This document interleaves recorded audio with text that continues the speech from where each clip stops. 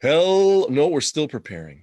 Still preparing. There we are. Now, there's a lot of preparing going on, but now we're live. Hello, everybody. I'm Paul Rivsey. I am joined by John Koenig, who is presenting a 1-hour seminar at the 2019 NGH convention. John is presenting at 1 o'clock on Sunday, and he's going to be talking about how to break the worry habit. How are you, John? I am very well, Paul. It's good to see you again this year. And, just before you even begin getting started, it's how to break the worry habit, of course, for yourself. But I think maybe more importantly, help your clients break the worry habit. Yeah. So this is, again, it's funny. Last week, here we are, for people who watch this on a replay later, it's a Monday. So we had the weekend off from doing these interviews. And last week I talked with someone who had a totally different topic, but again, this theme that I love of when you go to convention and you can take a 1-hour program and totally, it's not just skill based, right? It's this idea that's like, look, do it for you, and then help your clients do it better, right? I have found, and maybe you have this on other people, I tend to be best at things I've worked with to some degree overcome. And at the Guild, I'm inviting people to bring a worry, to bring something that's on their mind to my class with the intention of leaving it behind.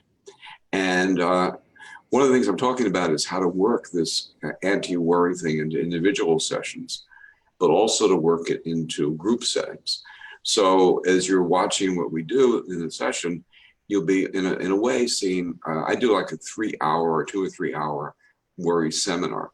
So they'll get a sense of how that might look with a group, and some very exciting techniques that I've developed about getting rid of worry.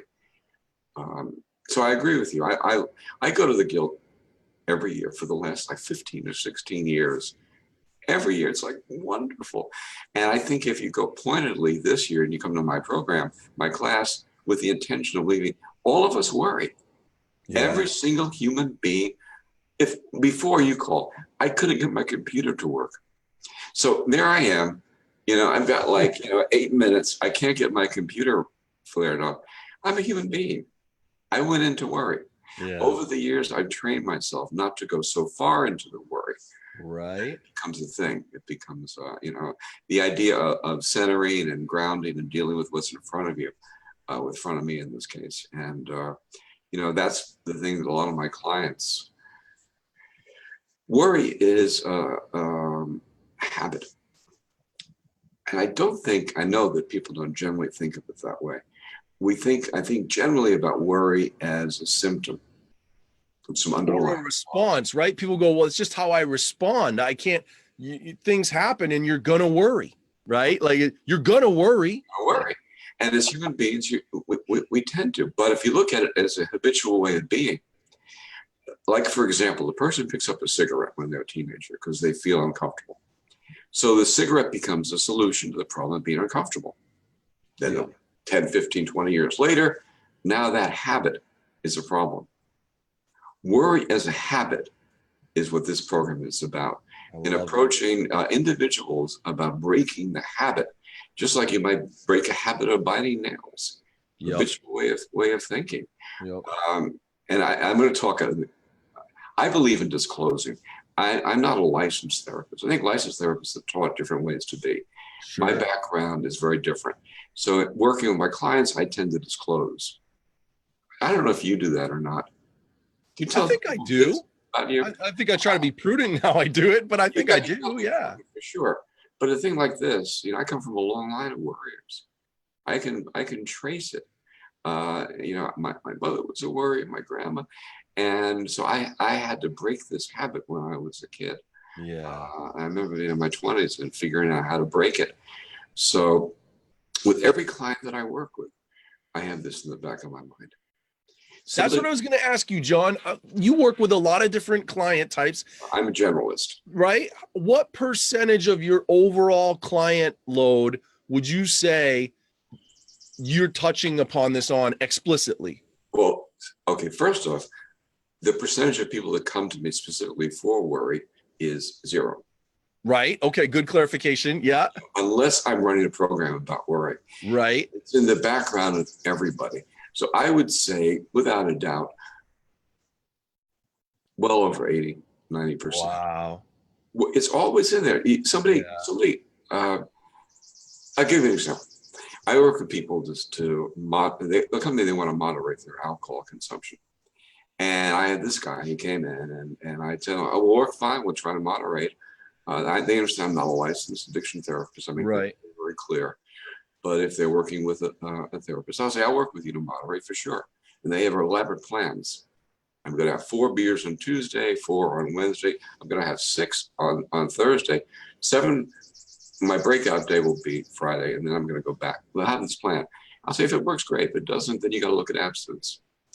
And this guy, and it was about now, he said it didn't work. It worked for like 3 weeks. He thought I was a genius. My God, John's a miracle guy. I can't believe he got me just like we said. This is wonderful. But then it failed, and he binged, and he said, I guess I am an alcoholic. I've got to look at abstinence. So what am I going to do when it's Christmas and the boss comes over and says, Joe, what do you want to drink? It was July 15th or something. Right. But his head was worried into what if. Yeah. And that is not unusual. That is not at all unusual. And then I get specific worries. I'm going to talk about some case histories about people where the amount of worry addressing was very, very, very high. Case of a guy I worked with, and he was going to go to prison. White collar crime, big deal, terrified, worried. How am I going to lose my business? So he was a specific case I'll discuss. I worked at a hospital here locally in oncology with cancer patients. When they're getting their chemo, you get blood work to see how you're doing. Is the cancer gone? And inevitable as human beings to be worried. Sure. What happens next? So that's a pointed case. I've had people, another case history is people this woman had a composite case history, worried about her husband being unfaithful. Mm-hmm. And then you get also not only the cost of worry, but self-fulfilling prophecy. Right. So in these cases, these techniques for people like that, yeah, you lead with them, then it becomes about worry. So they'll come with the complaint of, I'm concerned about my husband being unfaithful. And then you address that specifically. Cool. It's going to be fun. That sounds fun. It sounds not only fun, but it sounds important because of the pervasive nature of and if this. you look at it as a habit, yeah, not as a symptom, because there's this great phrase, what is the one thing that a fish can't see? If you got a goldfish, what's the one that's invisible to them? You know the answer, right? The water? The water. The water. So they come and they're so imbued in the worry thing. You take a fish out of the water, and they can see water pretty immediately. Oh my God, there's the water. Now I see the water. But when you live in a sea of worry, you don't see it. It's just how it is. I like it.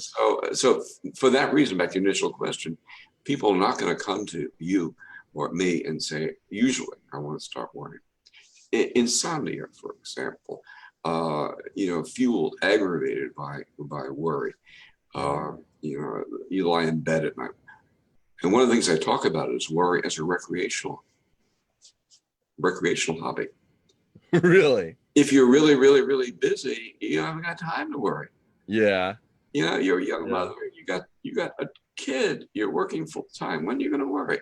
Yeah. Right. Too busy. At 2 in the morning. At 2 in the morning, you worry. Yeah. That's when you worry. When you get time to do it. So. All right, my friend. Again this year, doing your Proctor thing in the back. That was nice last time. But one of the things about worry is we talked about this before we started recording.